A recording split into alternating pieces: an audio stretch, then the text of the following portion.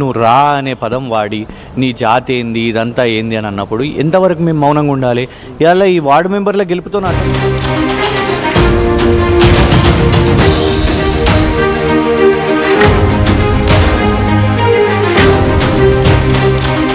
Telangana municipal ఎన్నికల్లో Janasena party బోని కొట్టింది. సూర్యాపేట జిల్లాలో జనసేన విజయం సాధించింది. నేరేడుచెర్ల మున్సిపాలిటీలో జనసేన అభ్యర్థి విజయం సాధించారు. మొత్తంగా 15 స్థానాల్లో 9 వార్డుల్లో కాంగ్రెస్ గెలుపొందితే 5 వార్డులో బీఆర్ఎస్, 1 వార్డులో జనసేన గెలుపొందింది. సో డెఫినెట్గా ఇట్స్ విక్టరీ. జనసేన పార్టీ తెలంగాణలో ఎక్కడ ఎటువంటి యాక్టివిటీస్లో ఉండదు. సో జనరల్గా వాళ్ళంతా కూడా పొలిటికల్ ఎజెండాకి సంబంధించి ఇక్కడ పోటీ చేస్తూ ఉంటారు, వాళ్ళ అభ్యర్థి నిలబెడుతూ ఉంటారు. కొద్దో గొప్ప ఆయా స్థానికంగా ఉండే సమస్యలపైన జనసేన అప్పుడెప్పుడు మాట్లాడుతూ ఉంటుంది. సో ఇక్కడ నేరేడుచెర్ల మున్సిపాలిటీలో జనసేన అభ్యర్థి 1 వార్డులో గెలుపొందడం జనసేన పార్టీకి ఒక బోని కొట్టినట్టు అనిపించాలి. సో జనసేన ఇక్కడ గెలుపొందిన విషయం పైన పెద్ద ఎత్తున ఆ పార్టీలో సంబరాలు కూడా మొదలైనట్టు తెలుస్తోంది. 5 వార్డులో బీఆర్ఎస్ పార్టీ, 1 వార్డులో జనసేన, 9 వార్డులో కాంగ్రెస్ గెలుపొందింది. సూర్యాపేట జిల్లాలో నేరేడుచెర్లలో జరిగిన ఈ సంఘటన. సో దీనికి సంబంధించి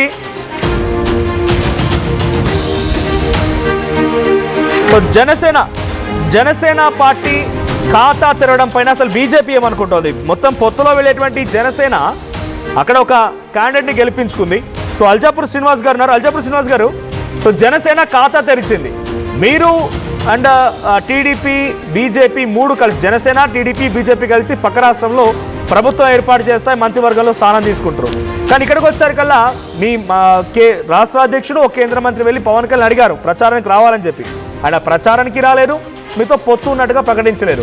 సో జనసేన కూడా ఇక్కడ ఖాతా తెరిచింది. అంటే ఇక్కడ తెలంగాణలో మాత్రం ఇద్దరు వేరువేరుగా ఉండబోతున్నారా?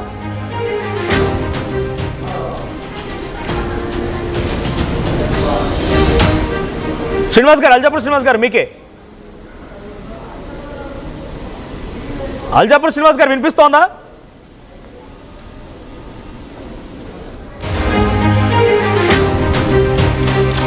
రైట్. సీతారాం నాయక్ గారు, same to you. So BJP అక్కడ పక్క రాష్ట్రంలో మంత్రివర్గంలో చోటు లభించింది, మీరు పొత్తులో ఉన్నారు. కానీ ఇక్కడికి వచ్చేసరికి చూస్తే జనసేన పార్టీ ఇండివిజువల్గా వెళ్తోంది. రేపటి రోజున ఇదే రకమైనటువంటి ఇండివిజువాలిటీ ఉండబోతోందా?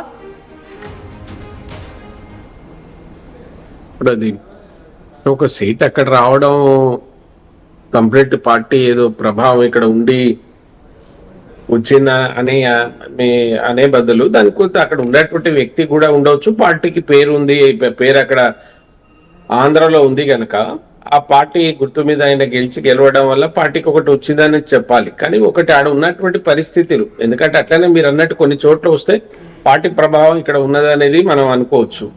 కానీ తెలంగాణలో ఆ ప్రభావం ఉంటుందా లేదా అనేది అది వేచి చూడాలి. ఇద్దరు కలుస్తారా లేదా మళ్ళీ అక్కడ, ఎందుకంటే టీడీపీ, జనసేన, బీజేపీ కంబైన్డ్ గా చేస్తూ ఉన్నారు, ప్రభుత్వంలో ఉన్నారు వాళ్ళు. కనుక ఇక్కడ ఎట్లా ఉంటది అనేది వేచి చూడవలసిందే. అది ఎందుకంటే మనం అంత డిసిషన్ గా కుదిరి దాని అధిష్టానం ఉంటది, వాళ్ళు కానీ మనం దాని గురించి ఉంటాము ఉండలేము అనేది మా స్థాయిలో చెప్పడం కష్టం అవుతుంది అండి. అది అందుకోసం గెలుపు ఒకటి రావడం స్వాగతం. ఏ పార్టీ అయినా సరే వాళ్ళకు స్థానం మేము పుట్టించుకున్నామనే ధైర్యం అయితే అక్కడ ఎవరైనా కార్యకర్తలు ఉంటే వాళ్ళు సంతోషపడతారు దాన్ని బట్టి. కానీ అది మరి రేపు వచ్చేటువంటి ఎన్నికల్లో ఏ రకంగా ఎడదారి తీస్తుందో అది చెప్పడం అంత, అంటే పార్టీ అధిష్టానం ఉంటుంది, దాన్ని కమిటీలు వాళ్ళు. జనసేన పార్టీ ఒక ఆంధ్ర పార్టీ, అది ఇక్కడికి సంబంధం లేదన్నట్టుగా కాంగ్రెస్ నేతలు వివరించారు.